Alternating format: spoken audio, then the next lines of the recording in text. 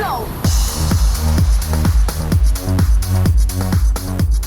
Welcome to episode 142 of the Gluttons For Punishment Podcast, or GFP, a Toronto Maple Leafs and NHL podcast hosted by Michael Lepore and Anthony Bruno. Thank you so much for listening and watching us on YouTube as well. The Toronto Maple Leafs are who we thought they were. The Leafs are who we thought they were. They're down 2-1 in their first round series against the Boston Bruins. They're kind of in deep shit right now. It's not like, code red, but it's pretty alarming right now. They are going to have to win 3 of the last 4 games if they want to move on to the second round of the playoffs. So Lepore and I are going to break down everything that has gone on so far in this series and talk about how we think the series is going to play out. We might also touch on some other series from around the NHL. I promise you want to stay tuned until the very end because this episode is going to be juicy. Before we get into all that, it is time to officially welcome in my partner in crime, Mr. Michael Lepore. How you doing today, man? Anthony Bruno, absolutely ecstatic to be here for a playoff episode. All revved up, got my Imperial Stormtrooper coffee mug ready to roll, gonna get all caffeinated.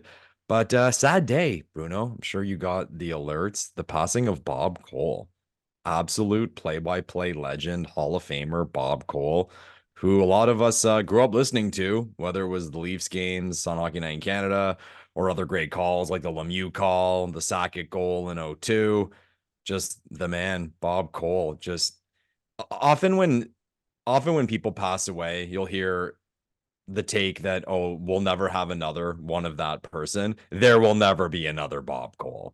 There will never be a universal voice that we all just get behind and love and can't wait to listen to. And the type of guy who had so much passion and he gave you chills with his calls because you could tell he loved it and he cared. So R.I.P. Yeah, very well said, Lepore. He is the voice of hockey.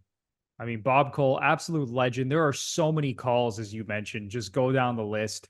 Like growing up watching hockey, watching the Leafs, just so many iconic calls. It's a shame that he didn't get to, call some of the games that we're seeing from the Leafs now. Actually, is it a shame? Because the Leafs kind of stink, Lepore. Yeah, no, we'll leave Bob off the hook, man. It would have been really cool, though, to see him call like some of these iconic moments from Austin Matthews. And, I know the Leafs haven't accomplished a lot, but just growing up, watching hockey, watching the Leafs, Bob Cole was a massive part of my childhood.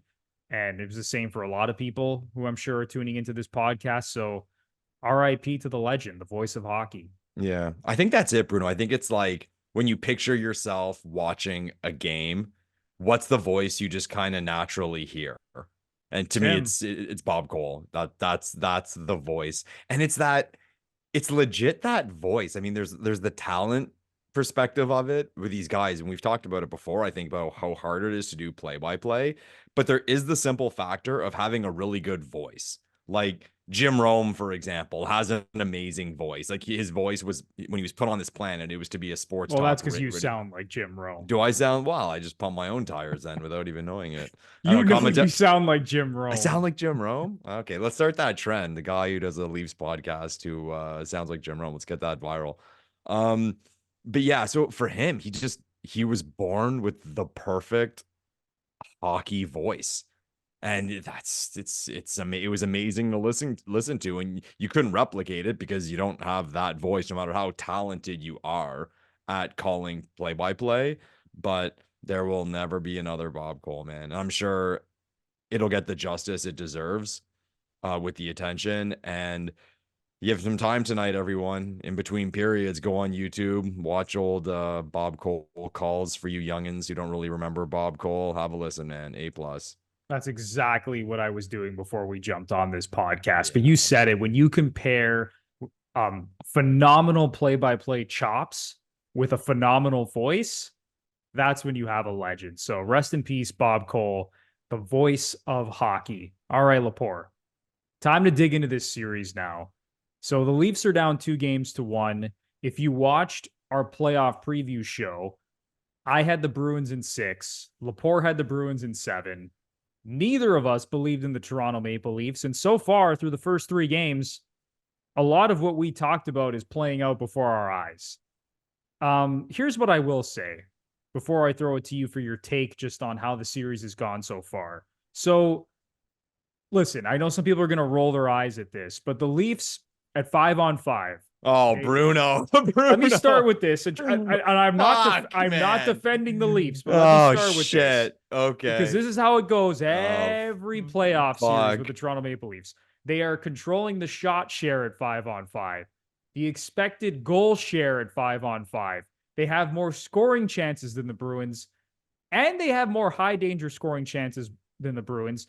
But none of that shit matters because the Leafs special teams is still a piece of shit. Yeah. Their power play stinks. They went 0 for 5 in game 3. They're operating at a shade over 9% in the series. Their penalty kill stinks.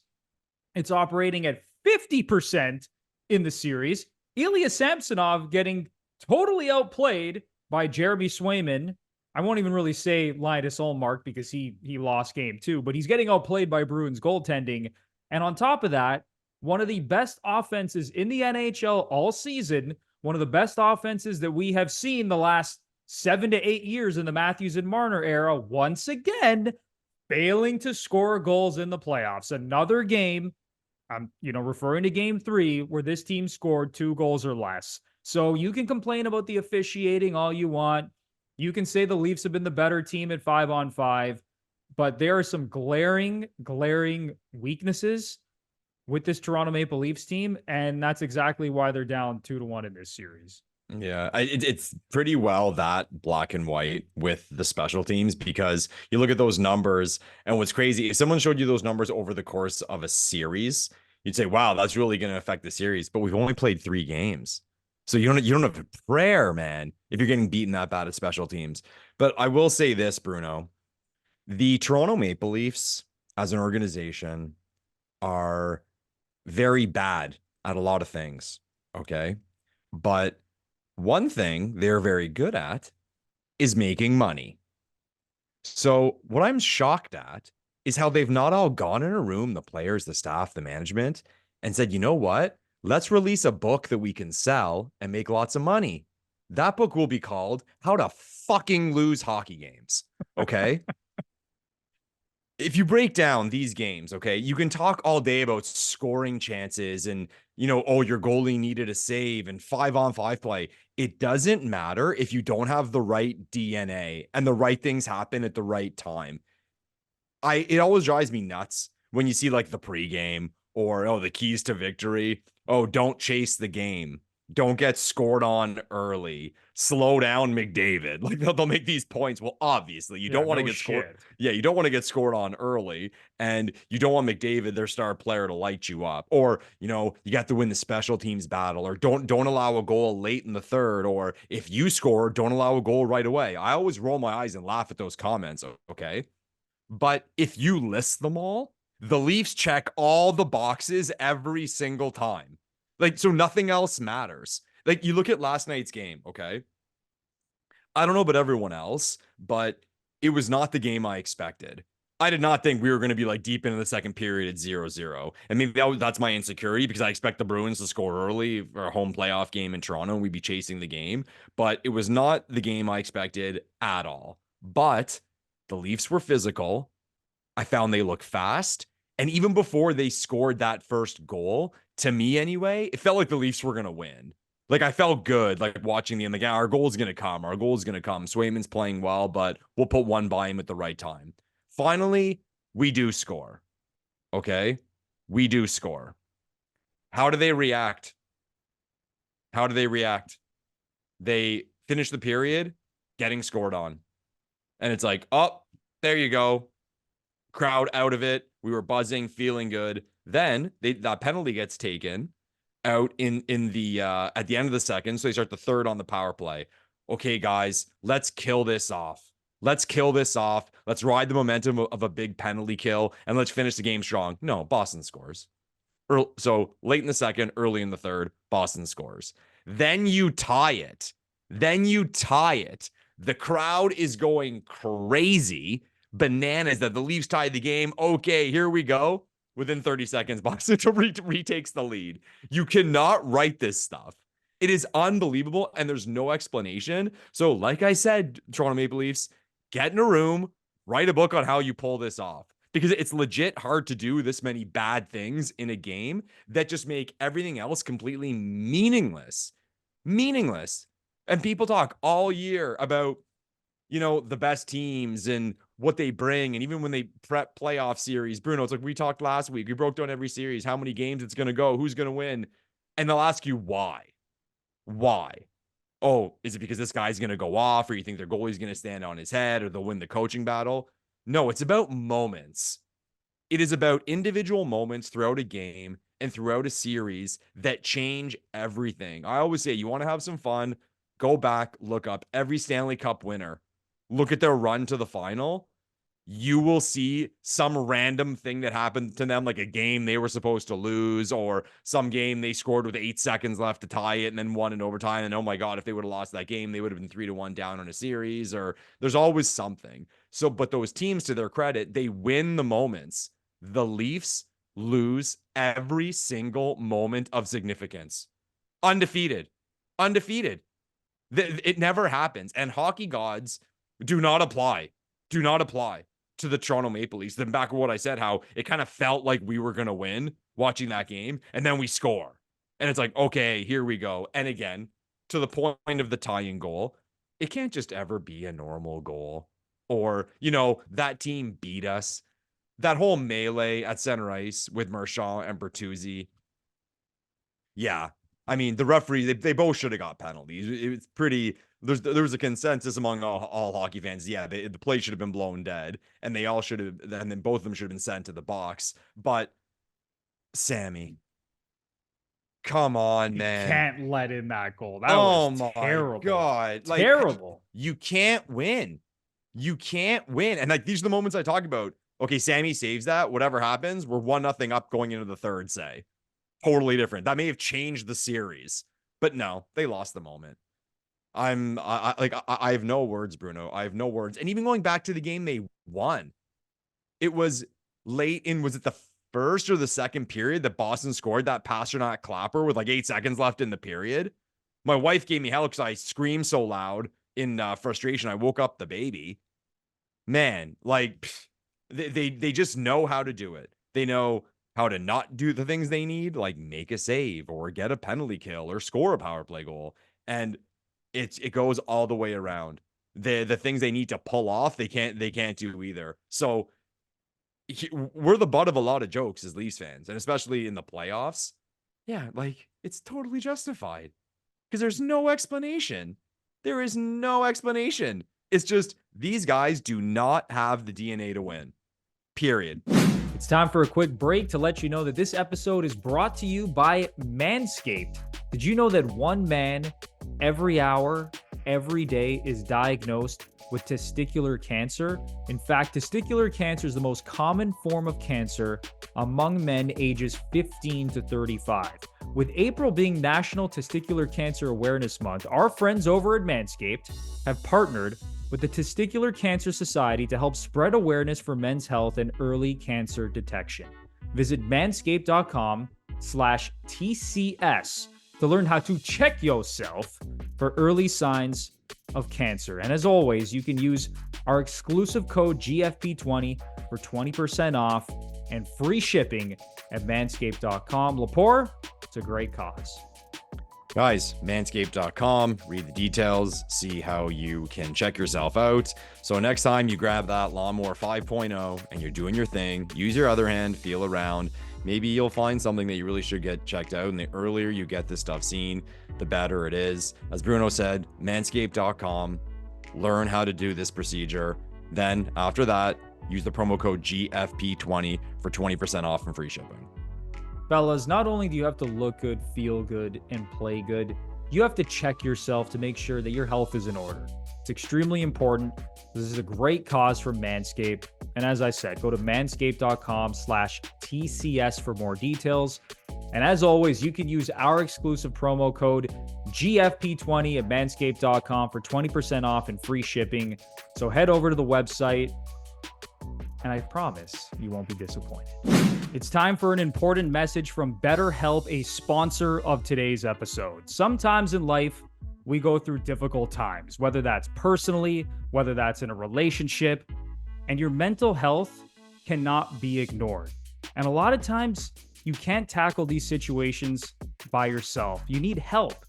And that's where BetterHelp comes in. They make therapy easier and much less intimidating for a lot of people. BetterHelp lets you have therapy sessions as a phone call, video chat, or even messaging, whatever is most comfortable for you.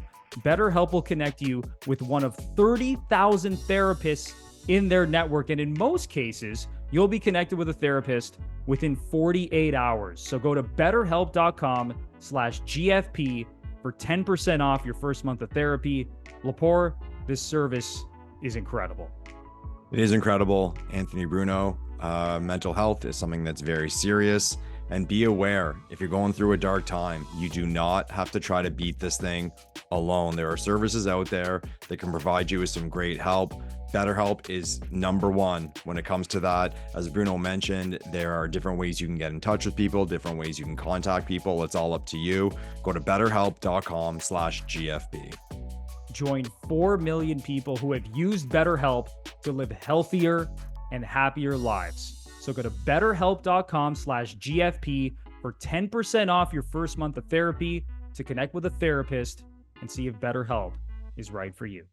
It's truly unbelievable how good teams find ways to win. And then teams like the Toronto Maple Leafs find ways to lose. And it is the same shit. It is the same song and dance every year in the playoffs. The offense runs dry. The power play goes cold. The goaltending can't step up in big moments. The Leafs' best players can't produce like some of the other star players around the league. Go look at Edmonton, right? I know that series is tied 1-1. McDavid's putting up points. Hyman's scoring a bunch of goals. Draisaitl, Evan Bouchard. Even go look at the Jets and the Avalanche. All of those star players are producing. Scheifele, Kyle Connor, Rantanen, McKinnon, Makar. Go down the list. Now, there are a couple teams like Dallas, and maybe we'll get into this later in the podcast. They were the number one seed in the Western Conference, and now they find themselves down 0-2 at home to the Vegas Golden Knights. That is a disaster scenario. Yeah. But it amazes me, Lepore, how every year Matthews and Marner and Tavares, and listen, I know Matthews was an absolute rock star in game 2. Like, that was one of the best games he's ever played as a Leaf. But and he has been dominant at 5-on-5. I know you don't want to hear that, but when you look at the production, Matthews 3 points in 3 games, Marner 1 point in 3 games. Like, it's just not good enough. You go look at the Boston Bruins. Like, just go look at how the series is going so far. Brad Marchand, 6 points in 3 games. DeBrusk, 5 points in 3 games. Pasternak, 3 points in 3 games. McAvoy, 3 points in 3 games. I'm not saying that Pasternak's been like, the best player on the ice like he was in the regular season, and that McAvoy's been lights out. But for the most part, their best players have shown up, especially their goalies, especially Jeremy Swayman, right? Swayman and Allmark have combined for a .940 save percentage in this series. Ilya Samsonov, .895. So complain all you want about the officiating, and I get it. Like, the officiating has been terrible at moments in this series. Like, Brad Marchand's getting away with murder. There's been some bad officiating. But can we not blame the officiating when, again, the Leafs special teams are garbage. Their goaltending is not playing as well as the other team's goaltending. And their best players are not rising to the moment again. Here's what I will say, Lepore. I don't think this is getting enough play. So we all know William Nylander's out.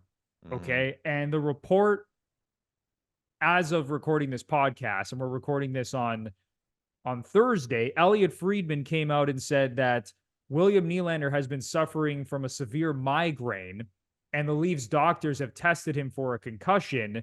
Now, the Leafs aren't going to tell us exactly what's going on, but if you put 2 and 2 together, it seems like William Nylander has a concussion, and that's why he hasn't been playing. So to defend the Leafs to a certain extent, because everyone talks about how top heavy they are, how much money they allocate to their big four, Go back to that Habs series. John Tavares gets decapitated in the first period of game one, $11 million out of the lineup.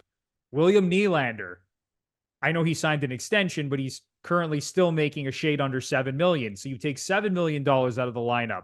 When you are a top heavy team and you're paying that much money to your star players, when one of them is out of the lineup, that makes a massive difference. So I get it. Oh, the Leafs, they should, they're still good enough to get through these series. But when one of your top four players is out of the lineup, it makes a hell of a difference. And I think if William Nylander was here, I think it would make a difference in this series because the Leafs, they're deeper than Boston. They're a better offensive team than Boston. I'm not saying that they'd be up in the series, but I think it would be crazy to say that this wouldn't be a different series if he wasn't here. Now, I hope he comes back for game 4. The early reports are that he's trending towards playing in game 4, but I don't think that, we talk about this enough. It's like when you're that top heavy and you're missing one of those guys, it's a big, it's a big impact on the rest of the lineup and on your chances of winning. So again, not to defend the Leafs because I don't think they've been good enough, but it would be nice if they had, a full lineup at their disposal. Yeah, we wouldn't have it any other way. I mean, our Swedish star winger has the season of his career and he doesn't miss any games. But you know what? Game 1 of the playoffs. Just perfect. He's gone. He's gone. No, I mean, again, we're not using that as an excuse because I think the Leafs have been dog shit. But you can't just completely throw it out the window either. What I will say about him coming back, I don't want him to come back for game 4. I do not want him come. You want to know why, Bruno? Because it's like I said earlier, the hockey gods things do not apply to the Toronto Maple Leafs. If he comes back for a home game, they're going to lose. Because there'll be that thing of like, oh, Nylander's back and whoa, let's go. And they'll lose. They'll fall on their face. You want to know another stat, Lepore? The Leafs have now lost 5 consecutive home playoff games. Yeah, I saw that one. Yeah, all these stats are coming out. Unreal. And you see what Joe Bowen, the rant he went on Twitter about how the crowd sucked? Yeah, you know what? Let's talk about that for a second because a good friend of mine was actually in the building for game 3 and I asked him and he was sitting in the upper bowl. So he wasn't sitting in the lower bowl where all the rich people are and all the suits who are spending, $1,000, $2,000 on tickets. And I asked him, I said, listen, everyone's been talking on Twitter saying how the arena was, was you could hear a pin drop in the arena, which I think is exaggerating it a little bit. Yeah. Joe Bowen's calling out fans. Media members are saying, what the hell? The atmosphere was subpar. My buddy was telling me like the atmosphere, it was rocking in there. Sure, there are moments when, Boston, like the Marchand goal or the Frederick goal that, the terrible goal that Samsonov let in. There's going to be moments where the crowd isn't fully into it, but I think it's being a little bit overblown that the arena was that quiet. And again, take it from a good friend of mine who was in the building and said it was rocking in there. And this is a guy who's watched playoff games in like 7 to 8 different arenas around the league. He said, okay, it's not one of the top arenas in terms of loudness, but he said, this is being blown out of proportion here. It was pretty damn loud in Scotiabank Arena for game 3. I've always had that take on Leafs home games, even regular season games. It's like, oh, it's a library and you can hear a pin drop. I've been to quite a few arenas. In the right moments, man, the crowd gets behind it. You see the explosion of the crowd. I was at game 5 2 years ago against Tampa, the big comeback. And I mean, it was what it was. It was a big comeback, but again, up in the upper bowl, it was fucking rocking, man. Like it was real fans, beer drinking fans, going nuts, screaming, like celebrating goals, jumping on top of each other. So I've always kind of thought it's kind of a exaggerated joke of how quiet Leafs games are. And again, I went to a regular season game this year. It wasn't that bad. Like, I mean, yeah, it's a regular season game. They scored and won and everyone was happy. And I don't know, again, and it's not that it's the loudest building in the league, like your buddy alluded to, but it's not as bad as people give it credit for. But I will say this, man. When I watch Leafs games, and we've talked about this, we're nervous as hell. Like, we don't enjoy watching Leafs playoff games. You're just nervous. And the reason why you're nervous is because this team has shown over and over again, and this totally circles the frustration. It it's almost as if this team always beats themselves. Yeah, you're just waiting for the next thing to go wrong. Basically. Exactly. You're waiting for a soft goal. You're waiting for two guys to crash into each other or something ridiculous. So as fans, we're on pins and fucking needles all the time. So I'm sure people even at the game are feeling what I'm feeling. They're just like nervous they're more nervous for a loss and for a disaster than excited they are hoping the team wins, if that makes sense. And to me, that bleeds through the arena and it seeps into the players. I think we're lying to ourselves if we don't think that has like a total effect, but I can't blame people after what this team has put them through. Why should we be optimistic? Bruno, we're the biggest Leafs fans in the world. We have a fucking podcast. We both picked them to lose. Think about that for a second. I'd like to go over other teams' podcasts, like guys doing podcasts for other teams, their predictions, like how many picked their team to lose. Come on. Probably not that many. I mean, unless you're like a Capitals podcast or something. And even then, it wouldn't shock me. The guy's like, you know what? I think they can do it. Good for you. You're confident in your team. I love it. No, look at us. I'm dreading tomorrow, man. I'm dreading. And like I said, the Nylander thing, like, do you not feel me though, Bruno, about the Nylander thing? Like, let them pray to God they win game 4, and then he comes back on the road in game 5. So it's a little more quiet. If there's all this buzz, oh, Nylander's playing, let's go. I'm not feeling good about it. And off the top of the show, I said the Leafs are who we thought they were. And the reason I said that is because the problems that they had in the regular season are the same problems they're having right now when it comes to allowing goals at the end of periods or right after they tie the game or take the lead or taking penalties or their special teams letting them down. It's the same shit that happened in the regular season. The Leafs had the worst penalty kill of any team that made the playoffs this year. How's that like the worst penalty kill?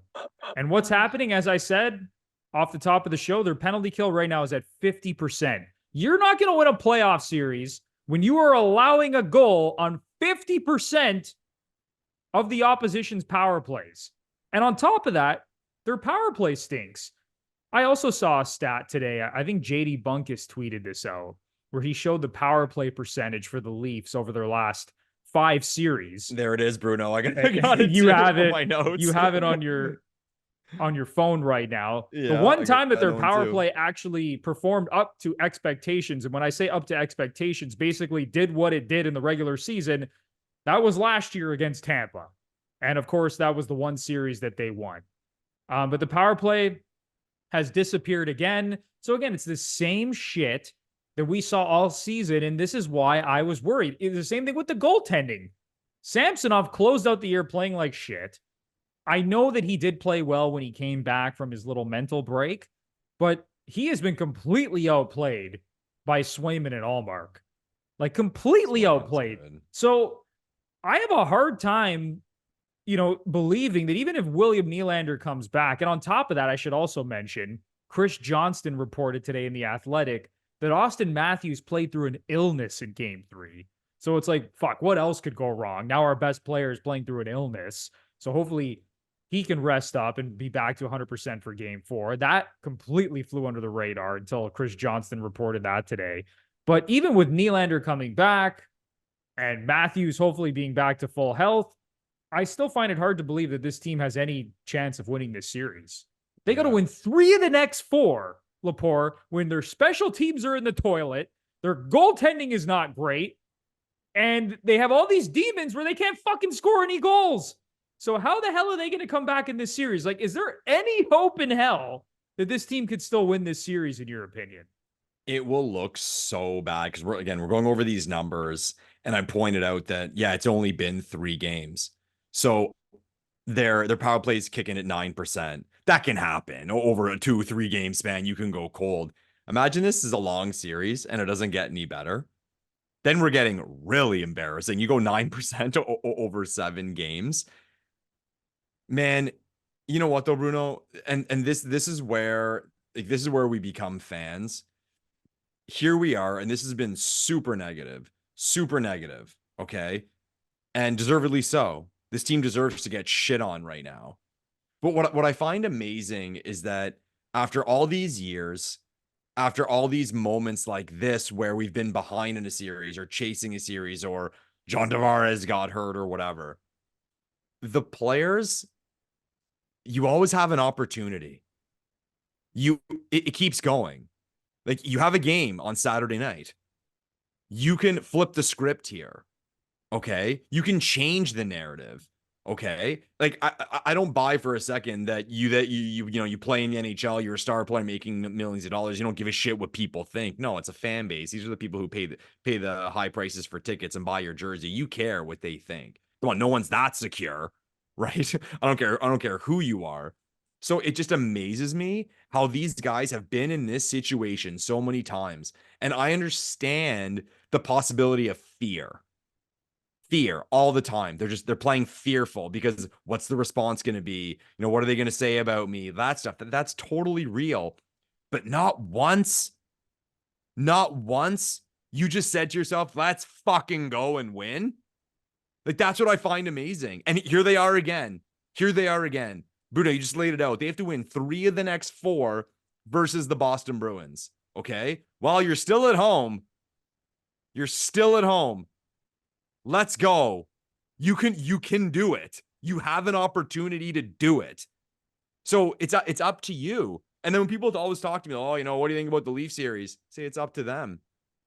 It's up to them if they, and I hate when they say, a team wanted it more. No, it's not about a team wanting it more, but you break it down talent-wise, the Leafs are more talented than the Boston Bruins. The Leafs are better players. The Bruins are a better team. I don't think that's argumentative either side. I think everyone would agree with that. And there's the goaltending factors. If you want to put that in the favor of the Bruins talent, fine. But it's up to them if they want to go balls to the wall and turn this around and change our perspective on them. But I will say, one player, okay? I do not want to hear fucking shit about John Tavares. That guy shows up. He's going into the corners. He's working hard. He's grinding. He got a big goal in the second game. That is done. I don't give a shit what happens next year. I've seen repeatedly, this guy brings it, man. At least, like, you can see the intensity in him. He wants to win. And people can talk all day about his contract or whether or not he should be the captain or what the Leafs should do with him after. But that guy has my utmost respect all the way. He has brought everything he possibly can to this organization. He goes balls to the one. You can point to goals, points, assists. A lot of that shit you can't control. Winning, it's just one guy. But JT, man, I will point to him and say, if everyone was playing with the same drive, passion, and intensity that he was, we wouldn't be having this conversation. I just can't believe that every year, no matter who the new supporting cast is, it's the same shit over and over. We all know that the core 5, and I'm going to, we typically refer to them as the core 4, but we'll add in Morgan Riley. They've been here basically through it all.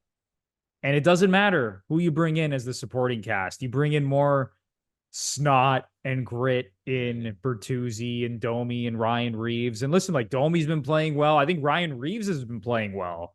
Even Bertuzzi's had his moments in this series. But it just seems like it doesn't matter. The same shit keeps happening. They're always fighting it in a series. They're always fighting to kind of get back. They always lose game 1. Mm-hmm. They never seem to ever have a stranglehold of a series. And really the only time they did was against Montreal in the bubble when they were up 3-1 and then blew a 3-1 series lead and lost in 7. That was the only time that they had a quote unquote stranglehold of a series. Other than that, they lose game 1s. They're always playing in these close games. Their big guys never come up in big moments. And listen, again, I'll reiterate, I know Auston Matthews had a phenomenal game too, but when you look at the bigger picture, his production dips in the postseason. Marner's production dips in the postseason. The only guy whose production stays the same for the most part, I won't even lump Tavares into this. I see where you're coming from defending John Tavares. He's a little bit older than the other guys, but it's William Nylander. Like, he's the one guy whose production just stays the same, regular season and playoffs.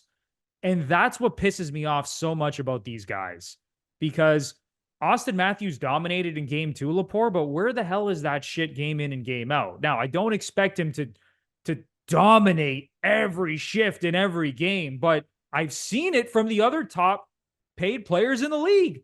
Austin Matthews just signed the biggest contract in the league when you look at AAV. Okay, I know it hasn't kicked in yet, but when I look at Connor McDavid, when I look at Nathan McKinnon, when I look at Leon Draisaitl, go down the list, all of these guys either stay the same in terms of their production, regular season and playoffs, or they take it to another level, except the guys on the Leafs.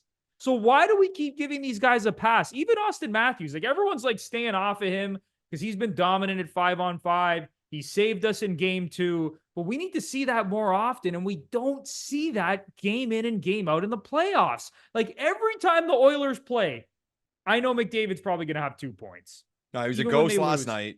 McJesus was a ghost last night. I rewatched that game this morning. So that's fair. Edmonton lost 5-4 in overtime. McDavid did not have a great game.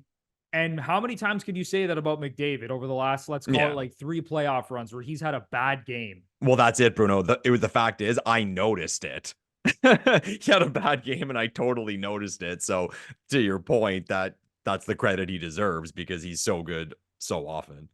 That's what just pisses me off so much. It's like you guys are being paid all this money. Matthews, you score 69 goals in the regular season. I love Matthews. Look, I have a portrait of the guy behind me. Like, I think he's the greatest Leaf of all time. I mean, listen, he hasn't won anything yet besides individual awards, but just based on pure talent, he's pretty much the greatest Leaf we've ever seen. We all love the guy. But holy shit, can we see more of a dominant presence in the playoffs? Enough of this one great game and then no production the next game. And then Mitch Marner, I mean, he goes through his moments where he doesn't do anything. He's got 1 point in 3 games. And I know people have been beating up Mitch Marner, but it's not just him, man. Matthews has been guilty of this as well in the playoffs. Now, goes back to my point. If you had $7 million injected into this lineup and William Nylander, I think it would be a different story. Lepore, is there $7 million missing from the Bruins lineup? No. I don't think so. The same thing when they lost to Montreal. Again, everyone likes to say there's no excuse. Montreal was garbage, this and that. But guess what? They had $11 million out of the lineup. And they paid 4 guys basically half of the salary cap. So when you are that top heavy and you're missing one of your best players, again, not to defend this team, but that's kind of one of the risks you take when you build your team this way. If you miss one of those top guys, you're kind of fucked. And we're seeing this without Nylander. So again, I don't want to totally defend them, but I don't think this is getting talked about enough. It's like they have $7 million out of the lineup. Vegas, now that everyone's healthy, what are they, like 6-7 million over the cap? Yeah. So I don't want to defend the Leafs and be like, oh, they deserve to be winning the series, because they don't. But fuck, if Nylander was here, I think it would be a little bit of a different story. Yeah. And also, okay, 2 factors with it. Number 1, the power play's been shit, while William Nylander would make the power play better objectively. And to the point you made about the production of these guys and, you know, why their numbers dip down. Well, they dip down because the power play goes cold. Like, I'd like to see the comparison of 5-on-5. It's probably pretty similar, but this has been an elite power play for years. And if it dips in the playoffs, well, those guys' numbers are going to go down. You mentioned the personnel in the supporting cast. Okay, well, I'll get up to this point first. Marner, okay? Marner is getting absolutely fucking shellacked. Social media, I'm sure everyone saw the cover of the Toronto Sun, and it's a trash mag, but still, I mean, people see that and read it and create opinions on it. And I'm not going to let him off the hook. Marner's got to be better. Okay, Marner's got to be better. But, like, who the fuck am I? You know, I'm a guy who talks about hockey in my basement with Funko Pops behind him. Okay, so who the fuck am I to, you know, have an opinion or know anything about hockey? Same boat. Yeah, but what I see anyway, and I'll listen to your take on this, Bruno, is that, okay, we don't have Nylander. Okay, from what I'm seeing, from the strategy perspective of Keefe, is he's matching Marner with Pasternak to try to shut him down. Because he's thinking, if I can shut down Pasternak, and Mitch can do that, and he's done a good job of it, if we're being honest, because Pasternak has not been anything in this series. People talk about points, whatever. That one goal he got was a clean shot, an amazing pass. I've barely noticed Pasternak, and I love David No, Pasternak. you're right. He hasn't dominated like he did the regular season series. No. So like I think the strategy of Keefe, from how I'm seeing it anyway, is the Marner line will take out Pasternak and Matthews will win it for us when he's on the ice. Like his line will win it for us. So if it's just a matter of strategy that's kind of putting him in shackles a little bit, now he's got to be better. And it comes to the power play. It comes to offensively even strength. He made a hell of a pass to Nyes yesterday on the goal. We expect more from him. But I wonder if a portion of it is from what I think I've seen from how they're deploying him. It's like we're in this situation where we're missing Willie. Let's try to go 0-0 with all our lines. And the Matthews, Bertuzzi, Domi line can win it for us. And it did in game 2. It's how it played out. Yeah, no, I agree with you. It seems like that's what Keefe is doing. And he's even alluded to this in some of his media availabilities, talking about, how he's matched up or he's given tough assignments, I should say, to the Marner, Nyes, and Tavares line. And he has. And maybe that's, resulted in a little bit less production from those guys. But to me, that's still not enough of an excuse. Like, those guys are good enough to not only like shut down Pasternak in that line, but to also dominate offensively at 5-on-5. And we're just not seeing it. And what's another frustrating thing, Lepore, is that I think the Leafs' bottom 6 has been pretty good. Like the fourth line, when they've been on the ice, fantastic. Like, holy shit. Holy fourth shit. Line is generating offense. They're hard on the forecheck. They're winning puck battles. Ryan Reeves is playing well. Dewar's playing well. Kemp's playing well. It's like, holy fuck, they're getting good minutes from the bottom of their lineup, and they're still losing the series. And the top guys still aren't producing. It's the same song and dance. And I don't expect this team. I honestly don't expect things to change. Like, I think they're going to continue to struggle to score goals, especially with the way that Swayman seems to be locked in. And I think the Bruins would be insane to not go to Jeremy Swayman for the rest of the series, because he has just absolutely dominated the Leafs this season, regular season and playoffs. And I just find it hard to believe that the Leafs are going to win this series. Like, even if they do win game 4, which I have my doubts, it's going back to Boston for game 5. You got to think Boston's going to win that on home ice. And then they come back to Toronto, where the Leafs have been dog shit at home all season. That was another thing. The Leafs were very bad. I shouldn't say very bad. They were not nearly as good at home as they were on the road this season. They were a top 5 team on the road. Yeah. One of the top 5 teams in the league on the road, and not good at home. And the same thing is happening. And as I said, 5 straight losses now at home in the playoffs. So I have very little confidence that this Leaf team can win 3 of the next 4 games. Very little confidence right now. How could you have confidence, Bruno? And now I'm going to pick on management, okay? And the people responsible for building this team. I don't think it's possible for a competitive team, because that's what the Leafs are, to have that little talent, offensive puck-moving talent on the blue line. Every time we can't get the puck up the ice. Every time I'm nervous that they're bobbling it, like it goes to the wrong guy.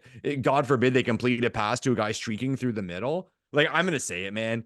And I don't get it. People have been complimenting Edmondson, like, oh, he lays hits and he blocks shots. He's a disaster. Yeah, he can't move the puck for shit. Oh my God, the puck, even like a little thing around the boards, it comes to a stick and he's shaking, nervous. Same thing with Labushkin. Give me a break. Our D can't move the puck at all.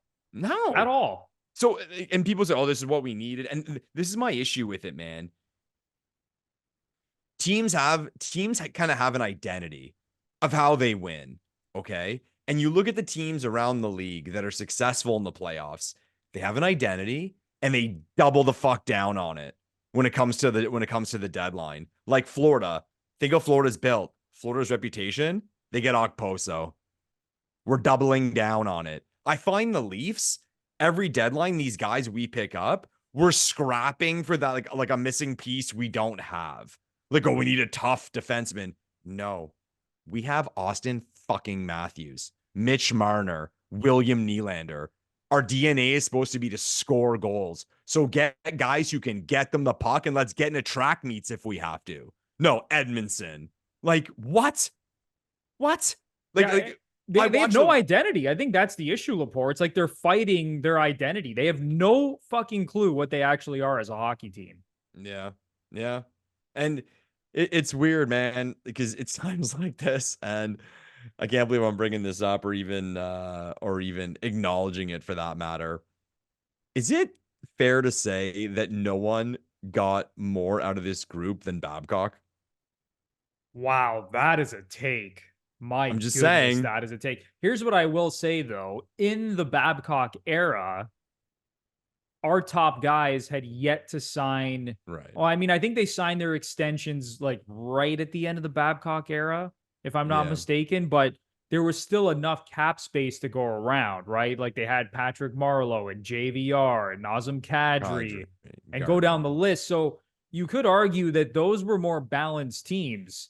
They weren't as, maybe great at the top end because our top players hadn't become the superstars that they are now. So those teams were maybe a little bit more balanced, but that's an interesting take that looking back, Babcock did get a lot out of those teams, to be honest. And you know what? If you don't think so, I think you're lying to yourself. Yeah. Like I always make the point, and I'll say this right now.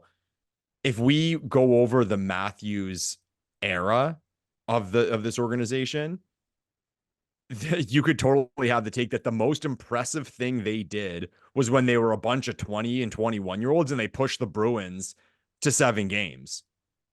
Even when they pushed the Capitals to 6 games. Yeah, like that's my point with the Babcock thing. It's in a weird way, those teams overachieved. That we got more out of them. We're here, and this is not to shit on Keefe. Like I'm just saying, like timing's involved in luck, and you mentioned the contracts. I'm just saying it's a talking point, man. It's a talking point because like you look back, those were times where we weren't screaming disappointed when they were losing. We were pissed off. We wanted them to win, but it wasn't like this. This is underachieving.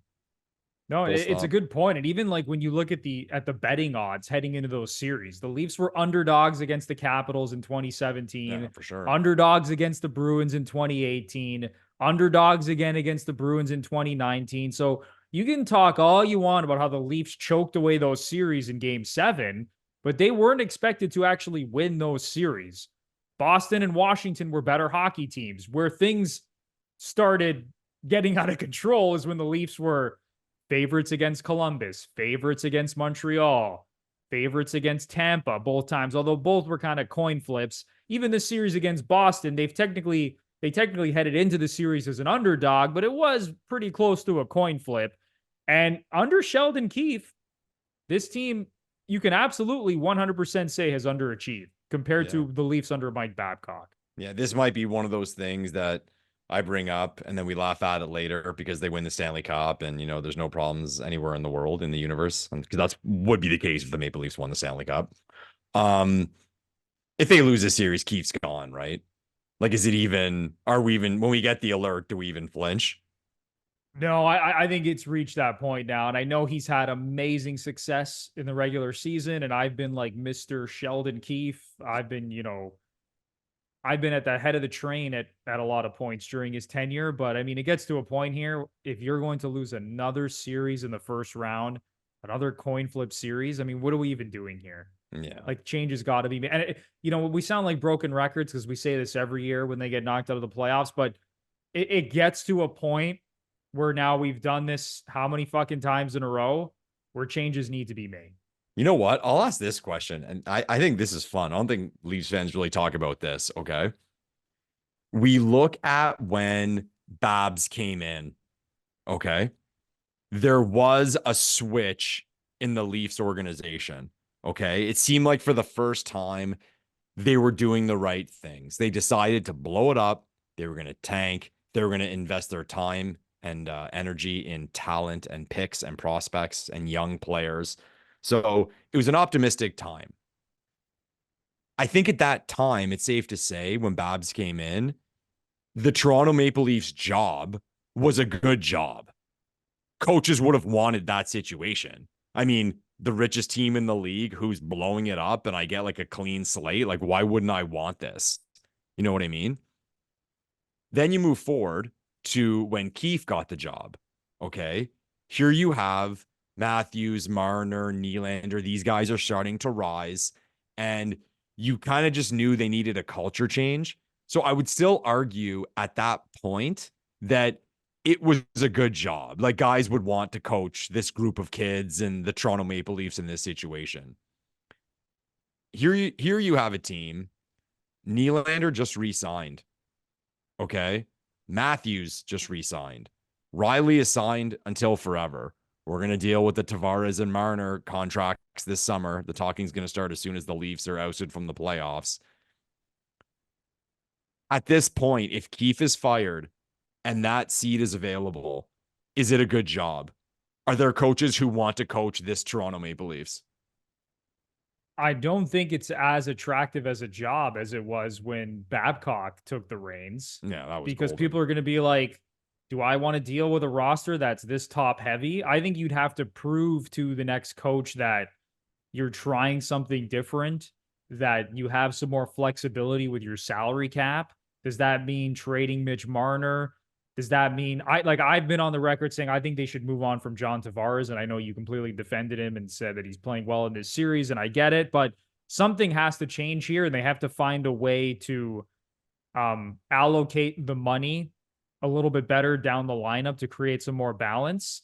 And no, I don't think it's as attractive of a job as it seems, even with Austin Matthews coming off a 69-goal season and Nylander having a career year and Marner having another great season.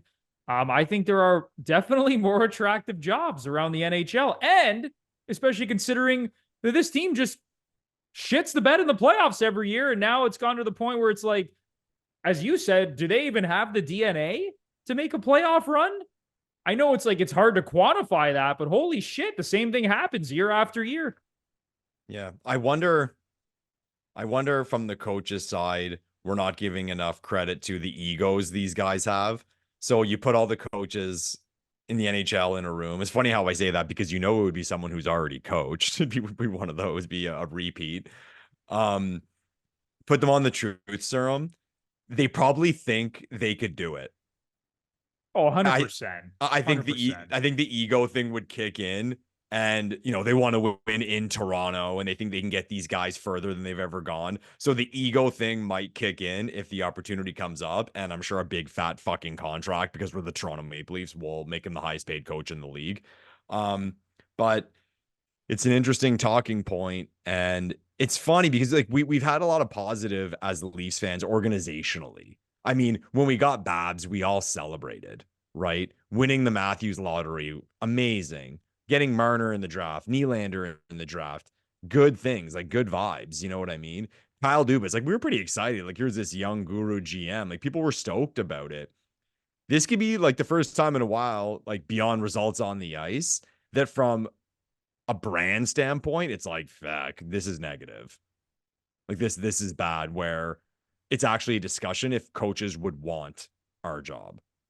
No, I think ego plays a huge factor. There's always going to be a coach who wants this job, like a GTA coach, someone who grew up in the area. You think about Bruce Boudreau and guys like that. There's always going to be someone. Well, Boudreau would crawl across nails for the Leafs job. Everybody knows he would do that. anything to be the next head coach of the Leafs. Yeah. But yeah, I definitely don't think it's as attractive as a job as it was 3, 4, 5 years ago. But Lepore, before we wrap up this podcast, is there anything else happening around the Stanley Cup playoffs that is surprising the hell out of you? Because for me, the big story, and, it's not like everyone's watching this team in this series, but it's the Dallas Stars.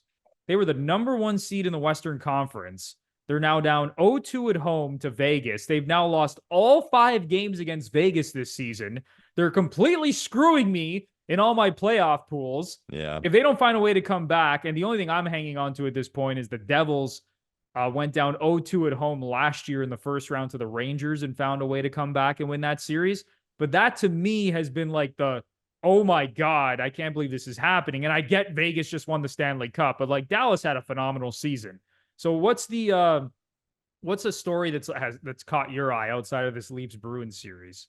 Um, I don't know. You look around. I mean, again, the series have only played 2 to 3 games, so it's hard to get a full blown assessment. But I mean, you make a point with Dallas being the top seed in the West and being down 0-2 after 2 home games, but it is Vegas. Like you also alluded to that. But even beyond the 5 games this year, I think the stat is they've lost like 7 or 9 of their last 11 versus Vegas. They just can't beat them. Like they're boogeyman. Disappointing though, because regardless of who you're playing, who your opponent is, you're the top seed in the conference. You go out in the first round. That's ugly. And imagine they get swept. That's that's a nightmare.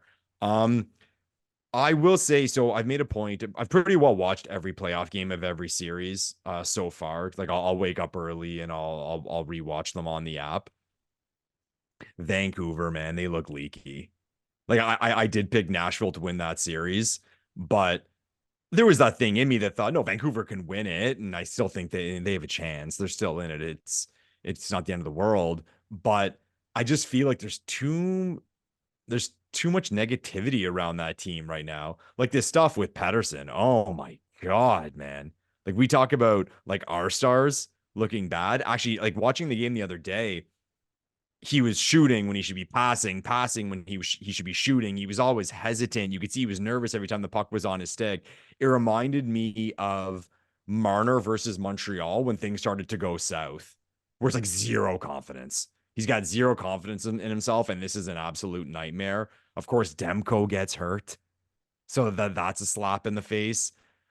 And you're just watching Vancouver. I'm not getting good vibes. I worry for them. I really do. What's your take on Oilers Kings? Big win for the Kings last night. Does that change how you feel about that series, or no? It's just a matter of time. No, that doesn't change my mind one bit. And listen, the Kings have played the Oilers pretty close over the last few seasons in the playoffs, but Yeah. I think I'm not worried at all about Edmonton. I'm very worried about Vancouver, as you said. Now that Demko's out, I think it's good night, Vancouver. Edmonton, I think will find a way. They just have too much firepower. The Kings, I know the Kings kind of won like a shootout style game, 5-4, 9 goals. That's pretty uncharacteristic, honestly, based on like the way that they play. But yeah, not worried about Edmonton. Very worried about Dallas and Vancouver. Tampa done. Tampa's done. Well, you know, Florida's my team. I think Tampa's done. And listen, I even said before the Leafs Bruins series, whoever wins Leafs Bruins is going to get rocked by Florida. Like, I think Florida is a lock to get to at least the conference finals. I don't think the Leafs or Bruins are taking down Florida. It's funny, man. Again, the slap in the face to Leafs fans, because God forbid we see a stat like that. That Verhaeghe overtime stat for his career. The guy has been to overtime 14 times in his career, and he has 5 overtime winners. Outrageous. Like how's that possible? How's that possible? Unreal. And I know a lot of it's just luck and small sample size and timing and whatever, but that couldn't happen to us. No way. No, it can't possibly happen to us. Mitch Marner, Austin Matthews, John Tavares, and William Nylander can't possibly do stuff like that in the playoffs. No. Lepore, is there anything else you want to get off your chest before we wrap this up? Are you still sticking with your Bruins in 7 prediction? Yeah, I think the Leafs will rev us up a little bit before they put the hammer down and really disappoint us.